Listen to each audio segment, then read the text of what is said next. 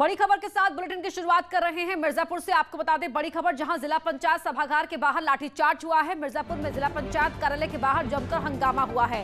हालात बेकाबू होता देख पुलिस को यहां पर लाठीचार्ज करना पड़ा है। मिर्जापुर से बड़ी खबर आपको बता रहे हैं, कांग्रेस समाजवादी पर आरोप लगे हैं। कांग्रेसी नेताओं के गुस्से में निर्दलीय प्रत्याशी के समर्थक ने जमकर यहां पर हंगामा किया है।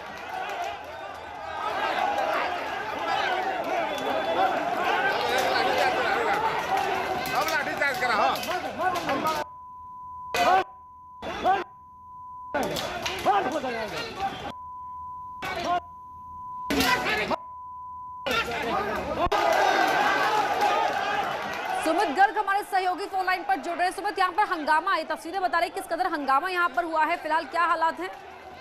बिल्कुल आपको बता दें, हंगामा नहीं, एक तरह से तांडव देखने को यहाँ पे मिला है। ये मिर्जापुर में जिला पंचायत कार्यालय है, वहाँ पर एक निर्दल प्रत्याशी के समर्थक वहाँ पे जुटे हुए थे। लगभग सैकड़ों की संख्या में वो प्रत्याशी जुटे हुए थे और बाहर गेट से ही पुलिस उसको समझाने का काम कर रही थी और इंस्पेक्टर वहाँ पे मौजूद थे। तो दबंगों ने इस कदर वो किया कि इंस्पेक्टर जो समझा रहे थे उनको उठा के ले जाने लगे। अगर वहाँ पे सीएसपी मौके पे न होती, हालांकि तो जो हिसाब से वो समर्थक उत्पात मचा रहे थे, तो ऐसा लग रहा था कि इंस्पेक्टर कहीं न कहीं जिंदगी से हाथ धोना सकता था, जो ये स्थिति देखने को लग रही थी। दूसरी चीज इसमें पूरा मामला ये है, बताते हैं आपको, कि निर्दल प्रत्याशी के समर्थकों का आरोप था कि सपा के जिला अध्यक्ष वो कांग्रेस पार्टी के जो नेता हैं, वो जहां पर प्रमाण पत्र मिल रहा है वो अंदर क्यों गए। उनका ये आरोप था कि ये धांधली कराने के अंदर जा रहे थे, जबकि हम लोग मौके पे वहां पे मौजूद थे। सपा के जो नेता थे या कांग्रेस के जो नेता थे, वो किसी और वार्ड के प्रत्याशी के लिए गए थे। वहां पे कुछ उन लोगों का एक आरोप था कि गड़बड़ी हो रही थी इन लोगों से, और जो वो उत्पात मचाए हुए समर्थकों से कोई मतलब नहीं था। लेकिन बस ये एक आशंका के बिल्कुल, तो बिना वजह आशंका के चलते ये उत्पात हुआ है। कार्रवाई क्या कुछ की है पुलिस ने लाठीचार्ज के बाद? अभी मौके पे एसपी डीएम सबको ही वहाँ पे, हालांकि सबसे बड़ी प्रशासन की एक गलती इसमें सामने आई थी कि इतना बड़ा जो चुनाव में सिर्फ एक इंस्पेक्टर के भरोसे पूरा जिला कार्यालय, जहाँ पे सभी प्रत्याशियों को अपना प्रमाण पत्र लेने के लिए आना था, सिर्फ एक इंस्पेक्टर के भरोसे छोड़ दिया गया था। सबसे बड़ी गलती तो यही है प्रशासन की कि एक पीओ लेवल का अधिकारी भी मौके पे नहीं था। दूसरी चीज, एडीएम बैठे रह गए, वो बाहर नहीं निकले कि आखिर में की स्थिति को संभाला जा सके। जो हिसाब से भीड़ ने अंदर गेट खोल के अंदर घुस के कोशिश की थी, अगर मौके पे सीएसपी ने लाठीचार्ज नहीं किया होगा, बस पूछ नहीं दिखाया जाता, बहुत बड़ा हादसा था ये, आप समझिए, जिस हिसाब से उत्पात मचाने की कोशिश की गई थी। तस्वीरें यहाँ पर बता रही है किस कदर तांडव यहाँ पर हुआ है। बहुत शुक्रिया सुमित आपका इस पूरी जानकारी के लिए।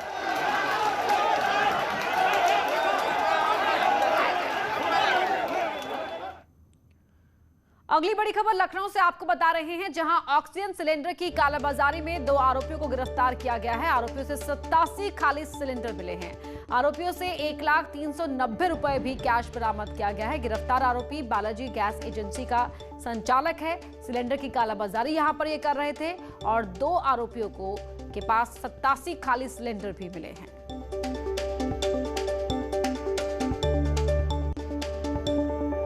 तो लगातार जहां एक तरफ ऑक्सीजन का संकट है, मरीज के तीमारदार जगह जगह भटक रहे हैं, गुहार लगा रहे हैं, तो वहीं ऐसे समय में आपदा को व्यापार बना के कुछ लोगों ने रख दिया है। कालाबाजारी यहां पर ऑक्सीजन सिलेंडर की हो रही थी। ये बालाजी गैस एजेंसी का संचालक है जो सिलेंडर की कालाबाजारी कर रहा था। 87 खाली सिलेंडर मिले हैं और ये इन्होंने रोक लिया था सिलेंडर्स को, इनको मुंह मांगे दामों पर बेच रहे थे। आगे ऋषभ हमारे सहयोगी जुड़ रहे हैं। ऋषभ, ऑक्सीजन का संकट है, जो तीमारदार हैं वो जगह जगह गुहार लगा रहे हैं, भटक रहे हैं, और ऐसे में यहाँ आपदा में व्यापार ढूंढ रहे हैं ऐसे लोग।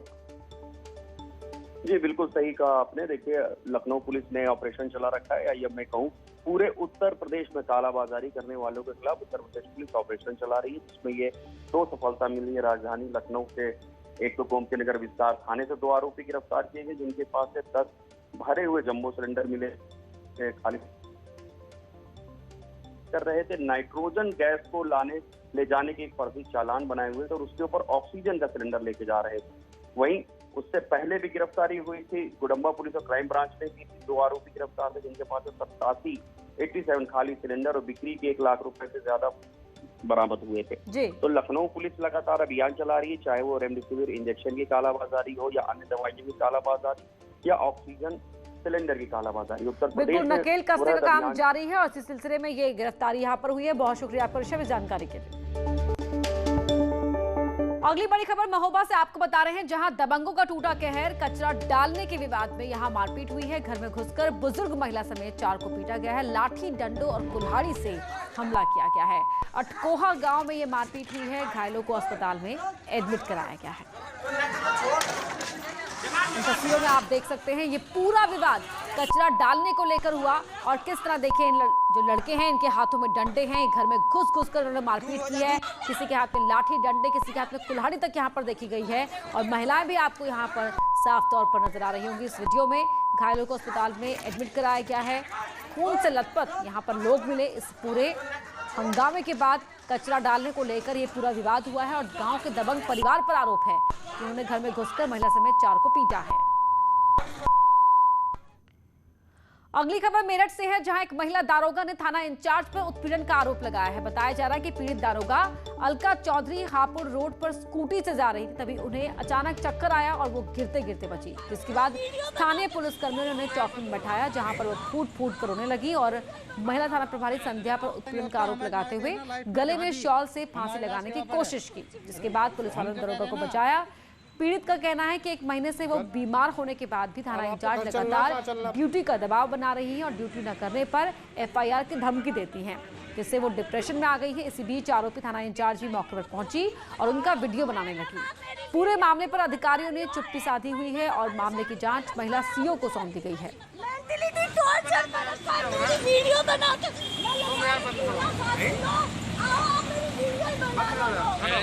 नहीं होता, हमें देखना लाइव। उत्तर प्रदेश पुलिस में महिला दरोगा और सिपाहियों के उत्पीड़न का एक बार फिर मामला सामने आया है। मेरठ में एक महिला दरोगा ने महिला थाना इंचार्ज पर उत्पीड़न का आरोप लगाया है। कहा कि 1 महीने से बीमार होने के बावजूद छुट्टी नहीं मिल पा रही है। इसी के चलते दोनों के बीच बहस हुई और महिला दरोगा ने खुद का गला घोटने की कोशिश की। इसका एक वीडियो भी अब सोशल मीडिया पर वायरल हो रहा है।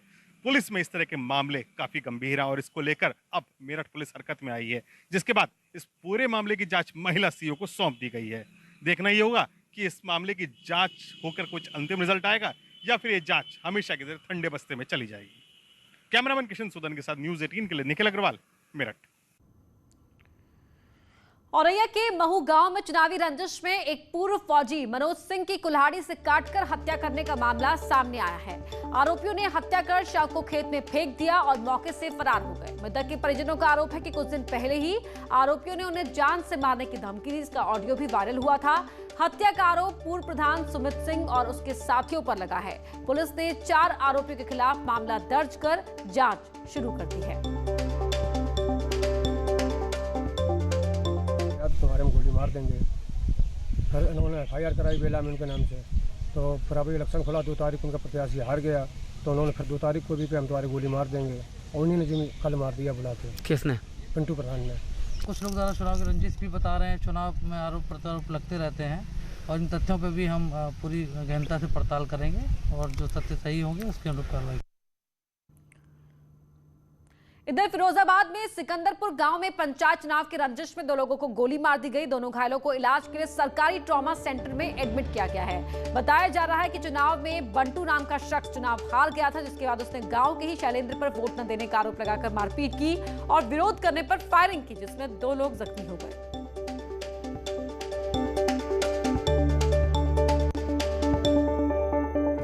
कानपुर में मामूली विवाद के बाद दर्जनों लोगों ने मिलकर एक युवक की पिटाई कर दी। मारपीट की पूरी घटना CCTV में रिकॉर्ड हो गई है। पीड़ित ने पुलिस से शिकायत की है, जिसके बाद पुलिस ने मामले की जांच शुरू की। मामला बाबूपुरवा का है, जहां पर पल्लेदार सलमान पर चोरी का आरोप लगाकर कुछ लोगों ने पिटाई कर दी।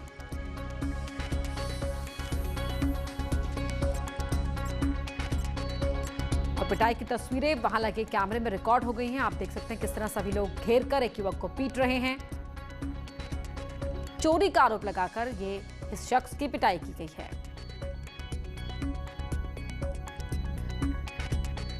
शाहजहांपुर के सरैया गांव में धारदार हथियार से युवक की हत्या करने का मामला सामने आया है। आरोपियों ने हत्या के बाद शव को खेत में फेंक दिया। युवक के परिवार वालों का आरोप है कि जिस घर में वो रह रहा था वहीं के लड़कों ने हत्या की है। पुलिस ने शव बरामद कर मामले की जांच शुरू कर दी है।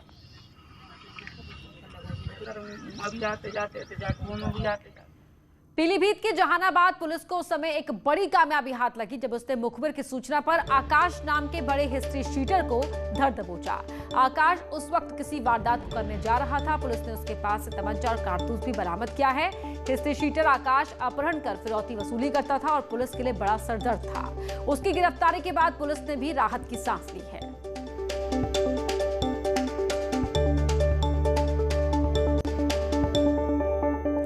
हापुड़ के बदरखा गांव में प्रधान पद पर जीत के बाद विजयी महिला प्रत्याशी तस्लीम के समर्थकों ने हर्ष फायरिंग की और उनके घर पर समर्थकों का जमावड़ा लग गया। फायरिंग करने वाले युवक का वीडियो वायरल होने के बाद पुलिस ने उसे गिरफ्तार कर लिया है। साथ ही करीब 80 अज्ञात लोगों पर मामला दर्ज कर मामले की जांच शुरू कर दी है।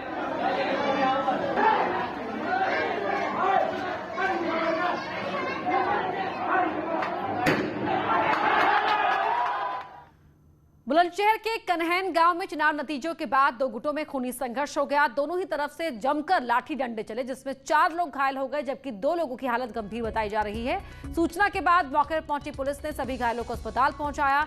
बताया जा रहा है कि प्रधानी के चुनाव में हारने वाले गुट के लोगों ने जीते प्रत्याशी के घर में घुसकर जमकर लाठी डंडे चलाए।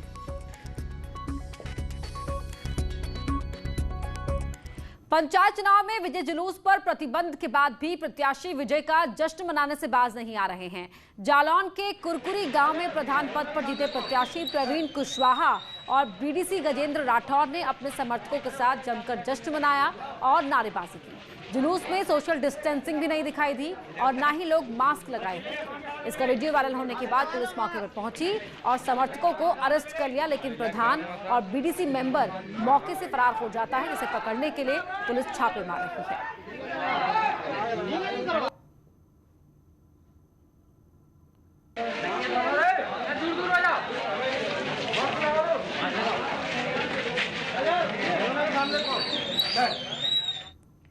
हमीरपुर के बमौरा गांव में कोविड प्रोटोकॉल को किनारे कर प्रधानी के चुनाव में जीत हासिल करने वाले प्रत्याशी ने जमकर जश्न मनाया। साथ ही डांसर के साथ डांस भी किया, जिसमें गांव वालों ने भी ठुमके लगाए। दौरान सोशल डिस्टेंसिंग की जमकर धज्जियां उड़ाई गई। आपको बता दें कि जीत के बाद जश्न पर रोक है, लेकिन इसके बाद भी कई जगहों पर विजयी प्रत्याशियों ने जुलूस निकाला और जश्न मनाया। पूरे मामले का वीडियो भी सामने आया।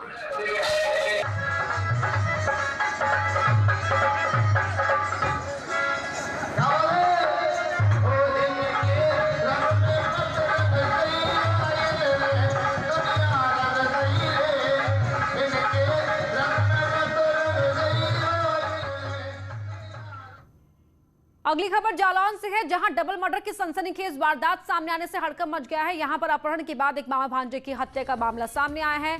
आरोपियों ने हत्या के बाद शव जलाकर जंगल में फेंक दिया। दोनों ही मृतक पिछले 4 दिन से लापता थे।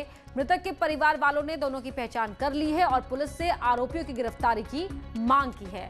मृतक काशीराम कॉलोनी के रहने वाले थे।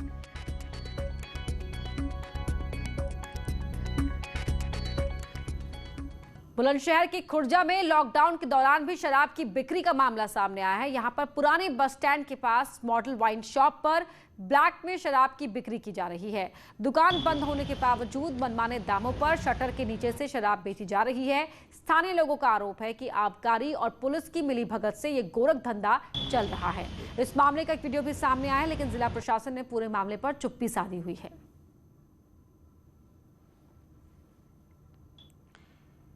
कानपुर के बेंदा गांव में चुनावी रंजिश में पूर्व प्रधान और उसके साथियों ने फायरिंग और पथराव कर दिया, जिसमें आधा दर्जन लोग जख्मी हो गए। घटना के बाद आक्रोशित लोगों ने हाईवे पर जाम लगा दिया और हंगामा कर दिया, जिसके बाद एडीएम घाटमपुर और पुलिस बल मौके पर पहुंचा, लोगों को समझाने की कोशिश की। वहीं आरोपी पूर्व प्रधान विकास यादव मौके से फरार हो गया।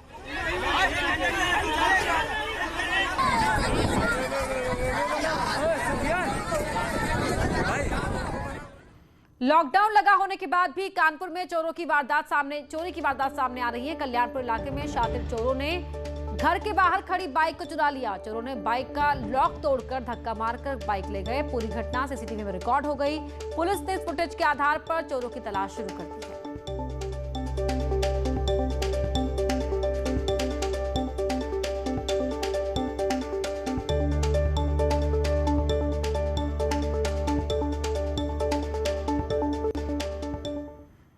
फर्रुखाबाद के रुदायन गांव में प्रधानी के चुनाव जीतने के बाद प्रधान और उसके समर्थकों ने जमकर जश्न मनाया और कोविड प्रोटोकॉल की धज्जियां उड़ा दी। जश्न के दौरान फायरिंग भी की गई। फायरिंग का वीडियो सामने आने के बाद हड़कंप मच गया।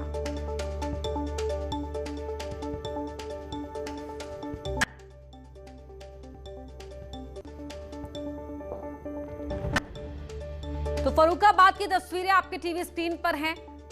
सुप्रीम कोर्ट के आदेश के बावजूद यहां पर किस तरह से जुलूस निकाला गया और ऐसी तस्वीरें अलग अलग जगहों से देखने को मिली हैं। यहां प्रत्याशी के समर्थकों ने फायरिंग भी की है।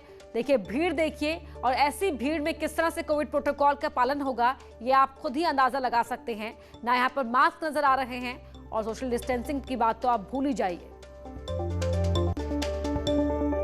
फतेहपुर के खागा में ऑक्सीजन की कमी से कोरोना संक्रमित महिला की मौत पर हंगामा हुआ। परिवार का आरोप है कि ऑक्सीजन नहीं मिलने पर महिला की मौत हो गई। परिवार ने लापरवाही का आरोप लगाते हुए अस्पताल में हंगामा किया। मौके पर पहुंची पुलिस ने लोगों को समझाने की कोशिश की, लेकिन परिवार ने जिलाधिकारी को मौके पर बुलाने की मांग की। हंगामे का ये वीडियो सोशल मीडिया पर वायरल हुआ, जिसके बाद डीएम मौके पर पहुंची और पीड़ित परिवार को हर संभव मदद का वादा किया। हमारे उससे मतलब नहीं है, वो तो आपके सामने ही लगा। आप मुझे रेमडेसिविर का डिब्बा दे, आपने फोटो लिया, ट्रेन में कैसे लेके जाते, फोटो नहीं ले रहे हैं आप लोग, कोई प्रूफ है आपके पास? आपने दिया पेशेंट को रेमडेसिविर, क्या प्रूफ है बताए? उनके पास ये फाइल में लिखा है। ये फाइल में लिखने से अभी आपने लिखा है, कितना टाइम लगता है आप लोगों को? झूठ बोला, मैंने इलाज करवाया, भर्ती करवाया था इस हॉस्पिटल में लाके। इस हॉस्पिटल में उस टाइम पे सैचुरेशन जो था बिना ऑक्सीजन के 88 था और विथ ऑक्सीजन 92 था। उसके बाद हमारे भाई साहब यहाँ पे स्टे कर रहे थे। इनके पास कोई स्टाफ नहीं है, क्योंकि कोविड की साफ गाइडलाइन है कि अंदर कोई नहीं जाएगा, लेकिन कोई। बंगाल चुनाव के बाद हुई हिंसा को लेकर बीजेपी कल पूरे देश में धरना प्रदर्शन करेगी। ये विरोध प्रदर्शन सभी मंडलों में कोविड गाइडलाइन का पालन करते हुए किया जाएगा। बीजेपी अध्यक्ष जेपी नड्डा भी बंगाल में मारे गए कार्यकर्ताओं के परिजनों से मिलेंगे। बीजेपी ने टीएमसी के कार्यकर्ताओं पर हत्या का आरोप लगाया है। कार्यकर्ताओं के परिवार वालों से यहां पर बीजेपी के राष्ट्रीय अध्यक्ष जेपी नड्डा मुलाकात करते हुए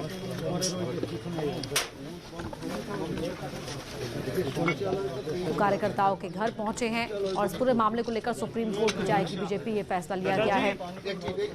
जब से बंगाल में विधानसभा चुनाव के नतीजे आए हैं तब से लगातार हम देख रहे हैं कि वहां पर अलग अलग जगह से हिंसा की तस्वीरें आ रही हैं। कई घरों को जला दिया गया है, 9 लोगों की मौत भी हुई है अलग अलग हिंसा में, और साथ ही लूटपाट, अग्निकांड, तमाम तस्वीरें वहां बंगाल से देखने को मिल रही हैं। कार्यकर्ताओं के परिजनों से मुलाकात करने पहुंचे हैं बीजेपी के राष्ट्रीय अध्यक्ष जेपी नड्डा। टीएमसी कार्यकर्ताओं पर हत्या, आगजनी के आरोप हैं, हिंसा के आरोप हैं, और इसीलिए कल पूरे देश में प्रदर्शन करेंगे बीजेपी के कार्यकर्ता, धरना देंगे बीजेपी।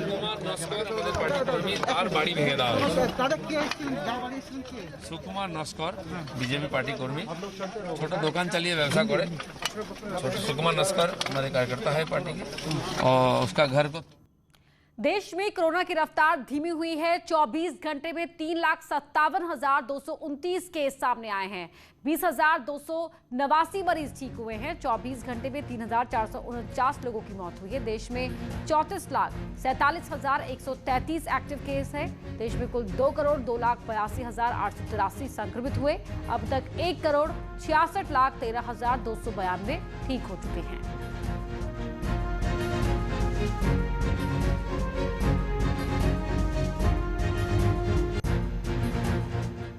लखनऊ में सीएम योगी आदित्यनाथ ने कोविड अस्पताल का निरीक्षण किया। कैंसर अस्पताल को 100 बेड का कोविड अस्पताल बनाया गया है। सीएम योगी ने यहां पहुंचकर कोविड अस्पताल का शुभारंभ किया। अब अस्पताल में कोरोना पेशेंट्स एडमिट किए जाएंगे। सीएम ने पूरे अस्पताल का निरीक्षण कर व्यवस्थाओं का जायजा लिया और अधिकारियों को जरूरी दिशा निर्देश भी दिए। इस दौरान सीएम के साथ चिकित्सा शिक्षा मंत्री सुरेश खन्ना, राज्य मंत्री संदीप सिंह, मुख्य सचिव आर.के. तिवारी समेत कई अधिकारी भी मौजूद रहे।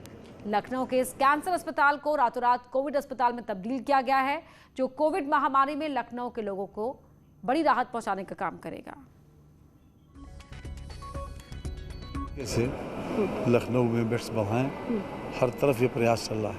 बल्कि प्रदेश में आज की तारीख में हमारे पास मेडिकल एंड हेल्थ और मेडिकल एजुकेशन को मिलाकर लगभग 78,000 बेड्स हैं, और सभी बेड्स को जितनी ज़्यादा से ज़्यादा ऑक्सीजन देने की स्थिति है वो लगातार की जा रही है और हर प्रकार से उम्मीद की जा रही है कि बेहतर हो। लेकिन आज एक बात खास तौर से एक बात राहत देने वाली है कि आज उत्तर प्रदेश में लगातार पहली तारीख से केसेस कम हो रहे हैं। पहली तारीख को 3,01,000 थे, आज सक्रिय केसेस उत्तर प्रदेश में 2,72,000 रह गए।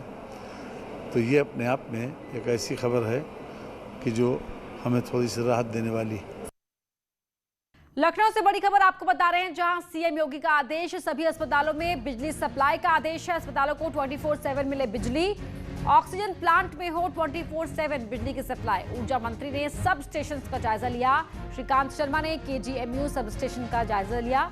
24 घंटे पावर सप्लाई पर काम चल रहा है।